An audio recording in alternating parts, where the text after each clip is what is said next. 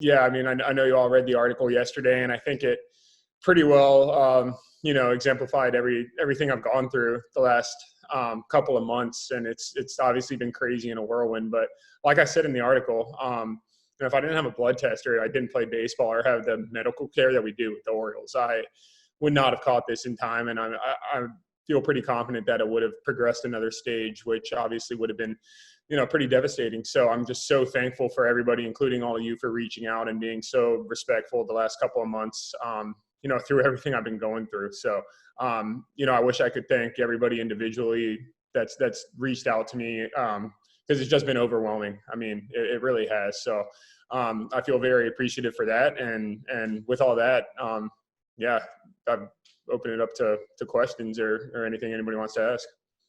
Have you reached out to anybody, or has anybody reached out to you who's had the same diagnosis and is going through the same treatments? Several people, actually. I've already met a few people who have been through, who have had colon cancer, have caught it pretty much exactly when I did it. It's like early stage 3, and who have been through the chemotherapy before. So talking to them has really helped. There's a man named George Davis that I've met who's been really great to talk to. I talk to him a couple times a week, and he always checks in with me and sees how I'm doing. So having people like that and having people who have been through the same thing and have gone through the same experience really helps me and kind of gave me a good idea going in of what to expect with the chemotherapy and everything that went along with it. So I feel like I've had a good background, and I'm pretty well versed in what to expect for the next 5 months or so. What do you remember about that time in spring training when you were trying to play and trying to, go about your regular business with all this stuff?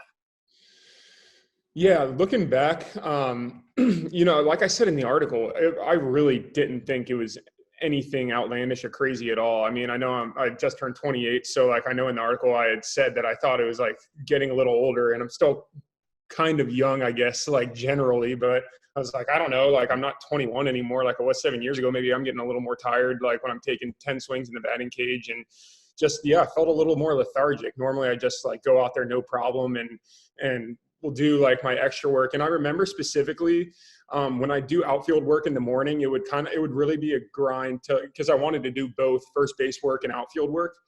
It would be tough to get through the whole day. And then I'd be gassed doing either the first base work or outfield work at the end of the day, whatever I didn't do with the team.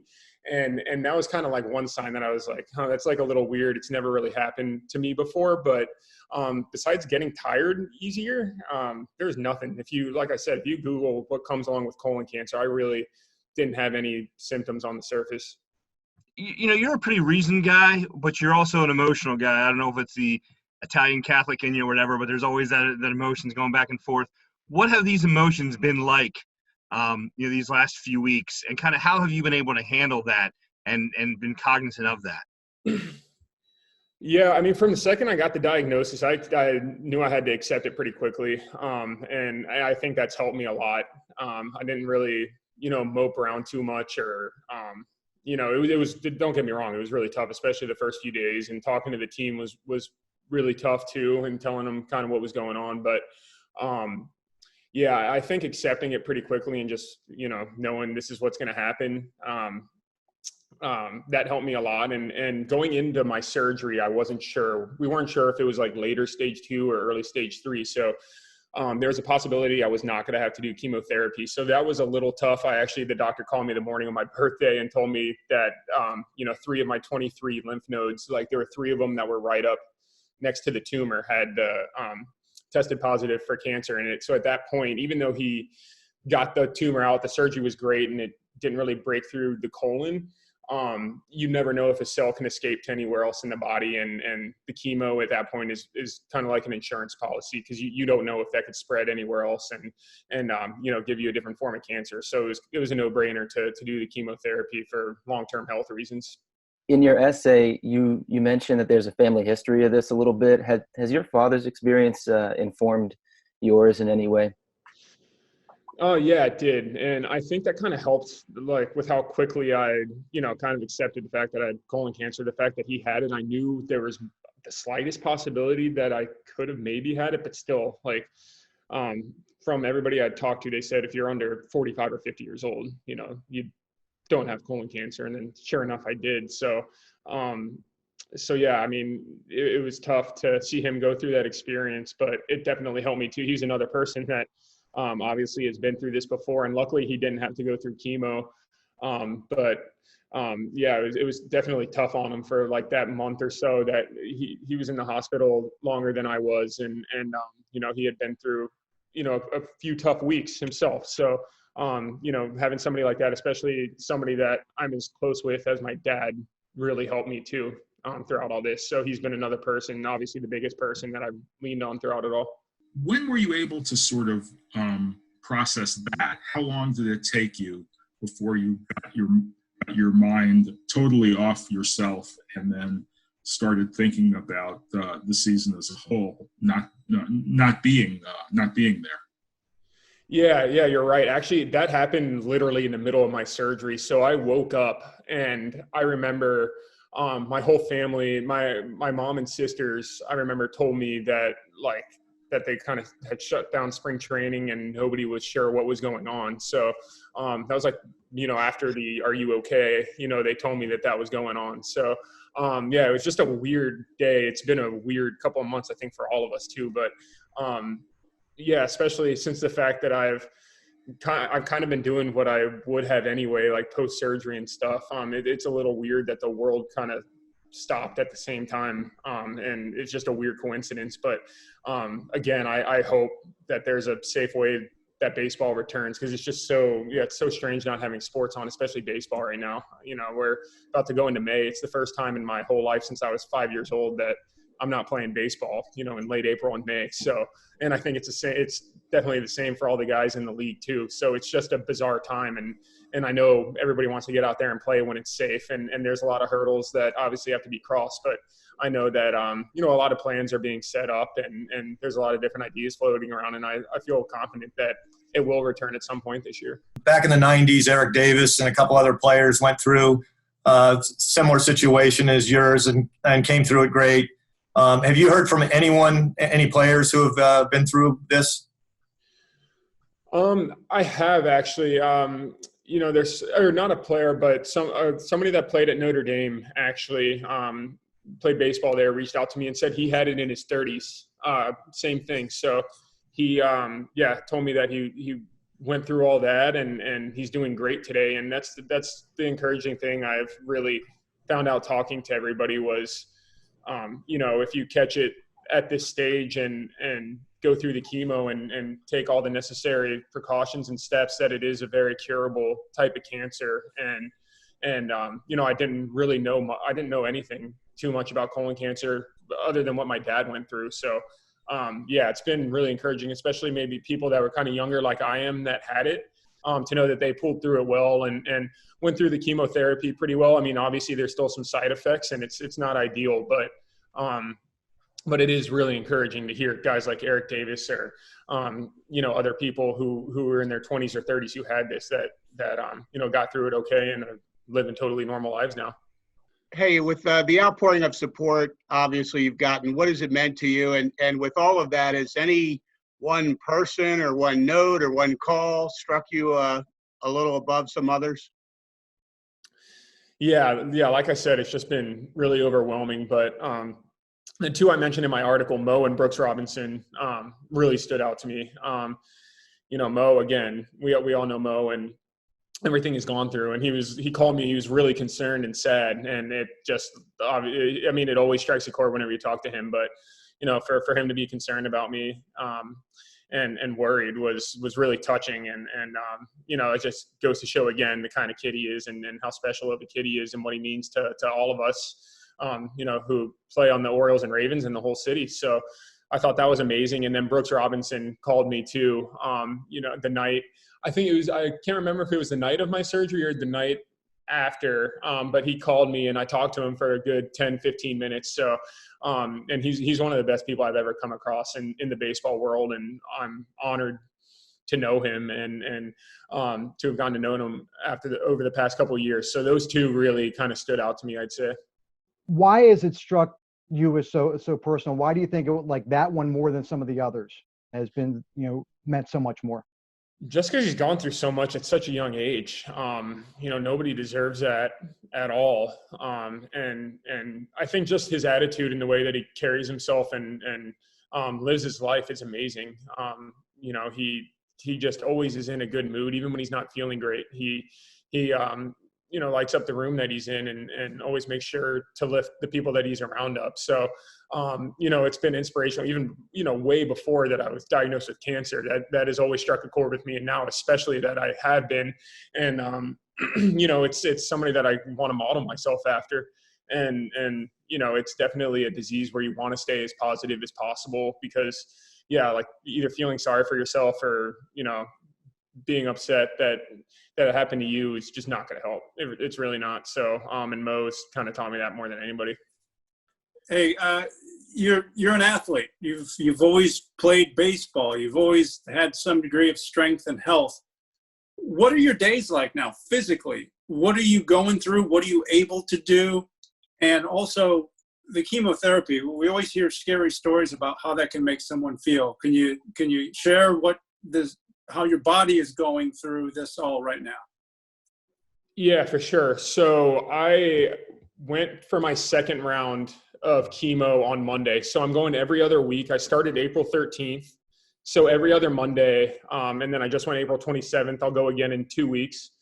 I'm still learning and it could change as it goes a little bit. It could get a little, I could get a little bit more serious side effects. I could, tolerate it better throughout. But the first round, I'd say, went really well and better than expected. I have the infusion. I have two different, drugs that they infuse me with. So the one that goes in Monday kind of makes you sensitive to cold a little bit, like for about 24 hours. So like my fingertips and toes, and like if I drink anything cold, you're really sensitive to that for about 24 hours. And then I had a port put in my chest, and actually a nurse is coming here in about an hour to take that out.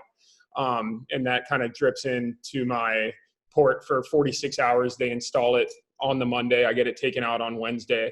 And then I'd say the worst day that I had after my first round was the Thursday. So like tomorrow I might be feeling a little more tired and maybe have some minor nausea. But by Friday, I got my appetite back pretty well and was good to go for the next 10 days until I went back on Monday. So hopefully it stays like that, where it's just like kind of 3 or 4 days of not feeling ideal and then 10 days of feeling good. So, I'm hoping for those 10 days or whatever days I'm feeling good, I'm going to take advantage of and, get all my exercise in and I'm finally able to start, lifting like kind of lighter weights. I got some bands and dumbbells from one of the strength coaches the other day, actually, to have here at the house. So I'm going to start to try to do a little bit of exercise in that regard. I've gone for a couple runs. So I'm definitely able to do some things, not as much as I'm used to, but, I'm going to do everything I can to try to keep up physically because, obviously when you go through this, you lose a little weight. So it's you want to try to maintain and build that back up even while you're going through the chemo. Why did you decide to share your story now and, put yourself out there and share with people what you were going through and what you are going through? Yeah, it seemed like a good time and I wanted like a little bit of time to pass and I also didn't want to take away from everything going on in the world with COVID-19. I think that was a huge reason why I waited like a month and a half after my surgery to really come out with it, because obviously there's been so many people going through tough times and suffering, and so many people have lost family members, and it's just thrown the world for a loop. So I kind of wanted to just kind of, stay out of the headlines for a little bit, A, because of that, and B, just because I wanted to take a little time and go through everything normally, start the chemo normally without, everybody in the world kind of knowing what's going on. So now that I feel like I've got a good idea of everything going on, I know what to expect through chemo. It felt kind of like the right time to tell everybody the whole story. And I'm a pretty open book. I don't mind everybody knowing what's going on with me, but I definitely wanted to take a little bit of time at least to release it. Could you talk a little bit about Mo again and the special relationship and how that actually started for you? Yeah, so it started actually. I didn't know Mo until during the 2017 season. I remember Kristen Hudak had received a like a little kind of like the old Live Strong bracelets, but it was orange and it was for Mo. So she came up to me and said that Mo like had become a big fan of mine and really wanted me to have his bracelet. And I was like, that's such a cool thing. I wore it for every game until it broke one day, and then I got another one. I was pretty sad when it broke, but so I try to wear it every game that I can, and after that, I remember at that fan fest the next year, I talked to him on the phone for his birthday, and then met him shortly after on opening day that year, like I said, he just it really struck a chord with me, and I had such a good time hanging out with him. So it just kind of all blossomed from there, he's been my friend ever since. How important is it for people in their 20s or 30s, to be aware of family history, go through some type of screening? I know it wasn't exactly, you didn't have the symptoms like you mentioned in your essay that is typically associated, but how important do you think that is? And do you hope that maybe you can set an example for other people going through this? Yeah, I definitely want to use this to, I have a platform, because I play baseball and can reach some people. So that's definitely something I want to do, is if it's something as simple as just getting a blood test every year, because that's how I found this out. It's really important. And those of us who are in our 20s kind of just ignore going for our normal checkups because we don't think anything's wrong.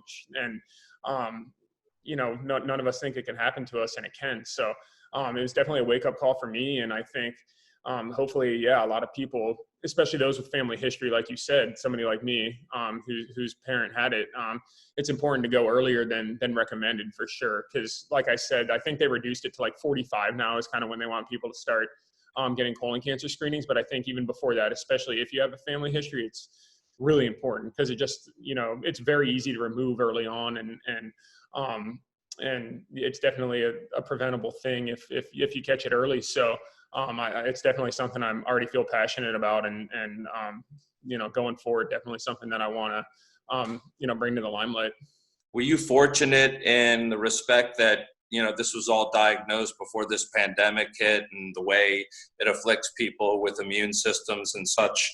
And the other part of the question is, has there been any conversation, and I know it's on the back burner, about returning to baseball? Is there any doubt in your mind that you will play again for the Orioles, or is that up for the doctors as well?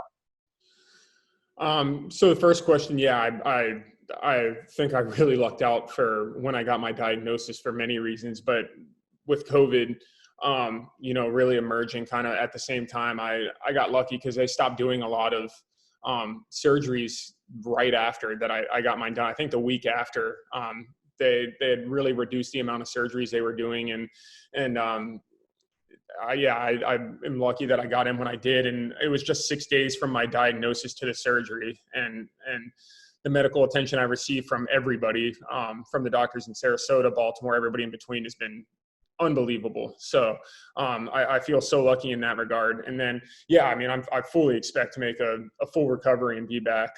Like I said, even throughout the chemotherapy, I'm going to be doing things, everything I can to stay in shape and try to maintain my strength and all that. And then, you have a whole off season to get ready for next year too. So there's no doubt in my mind, but there's also a couple risks during chemo. I know that I have to monitor too. There's like a couple side effects that can go along with it, especially I think the biggest one is neuropathy. With this kind of treatment can happen with, it's, I don't want to say rare, but most people don't get it, but it's possible. So it's something I'm monitoring throughout all that, and we can change the dose around if I start feeling like a little weird in that regard. That's just like kind of a tingling in your fingers and toes, and sometimes it, in really rare cases, it can be irreversible. So that's definitely something that I'm aware of, and something that I'm going to monitor, because, I chose the treatment plan I did to reduce the risk of that because of baseball. So, so things like that I'm going to monitor, but I'm doing everything I can, and I have no doubt in my mind I'll be back playing baseball.